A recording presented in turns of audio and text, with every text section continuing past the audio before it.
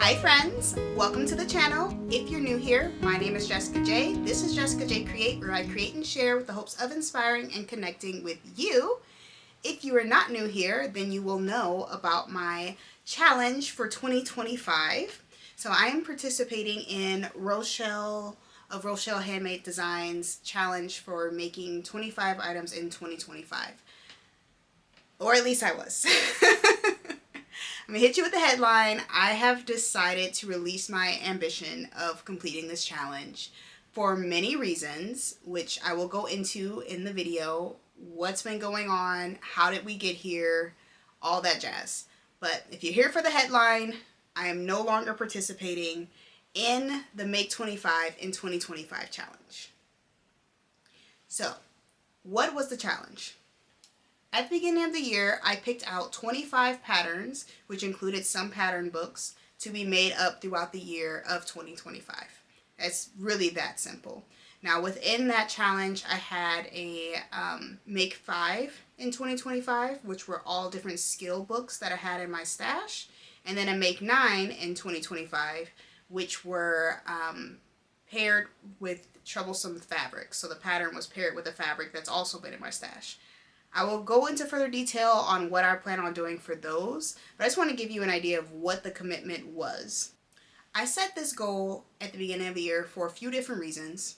One, I really wanted to sew down my stash. So by forcing myself to make patterns that were in my stash, picking fabrics that were in my stash, looking at books that were in my stash, the hope and goal was to get rid of some of my stash. I also wanted to be more active on social media, so be able to post more, share more, and in my mind, you make more, you share more, right? So that was another motivator. And then in general, just being more connected to the sewing community as well. So again, you're making more, you're sharing more, you're more connected. So that was my thought process in going into the challenge. So on top of the challenge of making 25 items in 2025, I added the additional mini challenge, which was not part of what Rochelle put out there, of spending $25 or less on average a month. So make 25 in 2025 for $25 or less an average a month. We didn't do that. We did not do that. So let's talk about where we went wrong, okay? What happened? I, of course, started the year with all the ambition in the world to get this going. And the first thing that fell apart was my little add-on of the $25 a month. What happened? I gave myself the $300, which is 25 times 12, up front. Because in my mind, I'm like, okay, I thrift my items, I go to estate sales, things like that. If I plan out what my projects are going to be throughout the year, I already pretty much know what they are, so I can get the little accents as we go, right? I can just kind of buy all the interfacing and bonings and threads and things up front, and that way I know I'll be good for the rest of the year. That was the thought process. Good thought process. Bad execution. So I gave myself the $300 up front. Joanne announced that it's going out of business. And so I'm like, okay, picked up some patterns and things. I was like, that's fine. I'm still well under. I think I spent like $60 on the patterns. Fine. Bought a bunch of interfacing. Then I left my job, which should make you spend less. But what happened was, because I was not at that job, my schedule changed. And when my schedule changed, I was able to visit my favorite thrift store that is usually not in alignment with my schedule. And so going there, I got really excited and inspired and happy, and I just bought a bunch of stuff. And I looked up and I had like $100 left. And so I was like, yeah, there's no way. There's no way. And that was in the course of January, February. So by the end of February, I had about $100 left. So after all of that, I knew that I would not be able to meet my goal of spending only $300. But I was still extremely hopeful for my Make 25. Now, what went wrong there? With my Make 25 in 2025, I did keep up with it. So it wasn't that I couldn't meet production, but I couldn't share it. I felt like overwhelmed by just the making part, that it was just too difficult to figure out the filming and the getting everything posted and so many different items, and how does this make sense with the type of content I want to create. I don't want to just throw stuff out there. I want it to be seasonally appropriate, all of the things. So I made a bunch of stuff, pretty much an item every 2 weeks if you think about the math, and I wasn't sharing it. Now let's go back to the original goal, right? It was to share more and connect. But I was making alone in my room and not sharing. Okay. Then, on top of that, it was really reducing my joy for the craft.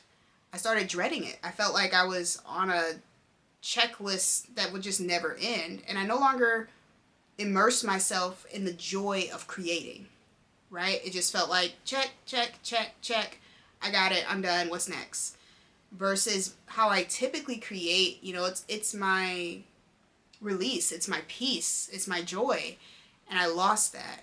So not only did I have a decline in my enthusiasm and joy for the process, but I realized that creating in that way with so many different planned out projects was out of alignment with the way that I naturally create. So I found out when I was doing my Valentine's Day outfit that I love to just spontaneously build off of what I've already made. So I don't tend to make things, singularly. I tend to create collections because I like things to be matchy-matchy, and I like to use all the fabric if I can. And if I have something that's planned every 2 weeks, there's pretty much no space for me to be creative and go with the flow and create these collections based off what's in front of me. And that's how I create.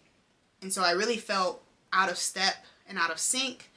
And many of the things that I created as well, like the complimentary suit set that I made for that collection, which I do have videos on.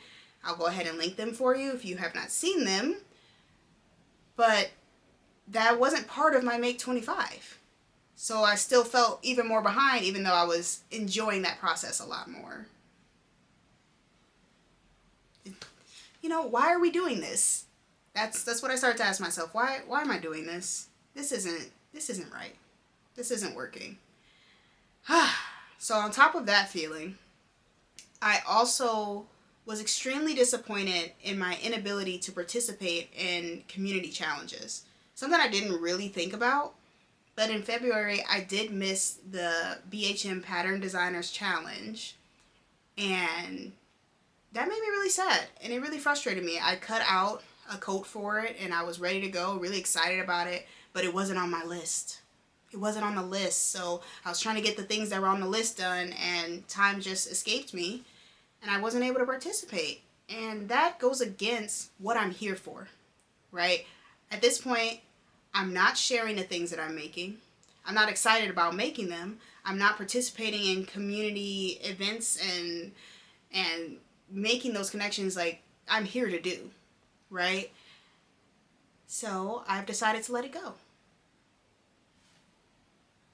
And it's okay to pivot, especially when the thing that you thought would enhance your life is no longer serving you. It's okay. And I'm talking to myself and I'm talking to you. It's okay to pivot. And I don't regret making the goal. I don't feel like I should never do that or no one should do that. It's just I was misinformed on how I actually operate, what all this really means to me, and what that goal would really produce in my life. So striving for that goal did not give me the results that I was looking for. And letting it go gives me the opportunity to follow my passion. It gives me the opportunity to participate in challenges, do collaborations, which I have a few coming up. Subscribe if you'd like to see. Just really enjoy this craft and enjoy this art and get back to myself. With all that being said, what am I doing now? So going forward, you will be able to see the completion of my Make 9. I've decided to continue to participate in that part of the challenge. So that was the 9 patterns paired with 9 troublesome fabrics that have been haunting me in my stash. So you'll be able to see those on the channel. You may still see some of the pieces from the Make 25 and 2025 depending on how I'm feeling and what the workload is. But you're also going to see more collaborations. You're going to see more community challenge involvement. And hopefully just more of me in general, because I'll have more time to post quality videos that I'm proud of and share my work, which is what I've been trying to do. And enjoy the rest of this year. I'm going to follow my bliss, y'all. I'm going to follow my bliss. That's the plan. But thank you for being on this ride with me. I really appreciate you. If this is your first video here, I highly recommend you look at some of my other content where I'm sharing like sewing makes and pattern reviews and vlogs, things like that. This is a little bit of an odd video to jump into, but thanks for being here. For all of my OGs, I appreciate you. Thank you for rooting me on and being with me through all the ups and downs and the shenanigans. And I'm not going anywhere. I'm going to do a little pivot. So I will see you on the next one, which will be coming out. I'm going to show some of the sewing room accessories that I've created, which was also not on my Make 9, and how you can make them too. And I hope you enjoyed that. Otherwise, I will see you next time. Bye!